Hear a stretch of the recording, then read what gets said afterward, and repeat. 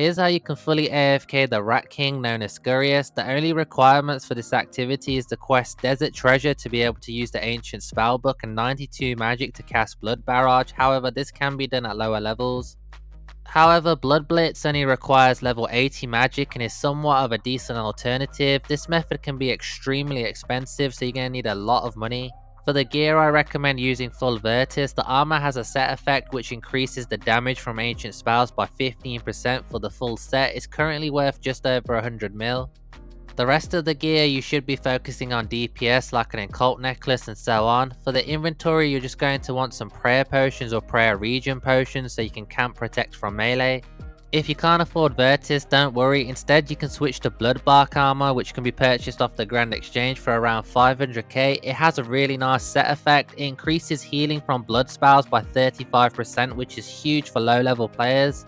Magic boosting prayers and magic boosting potions are optional but not necessary. Other than that, the method is so simple. Just keep Auto Retaliate on, have Protect from melee active, and make sure you're using a magic weapon that allows you to auto cast ancient spells.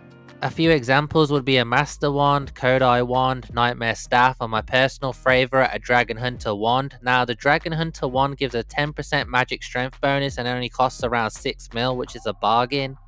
You don't need to worry about the little rats that spawn and deal chip damage, you can just ignore them. Same for the Falling Rocks. Since Blood Barrage will easily heal you back up to full with every attack, Scurrius only has a 10 magic defense bonus, so you will very rarely be splashing on him. A single cast of Blood Blitz is just over 1k and a single cast of Blood Barrage is just over 1.6k.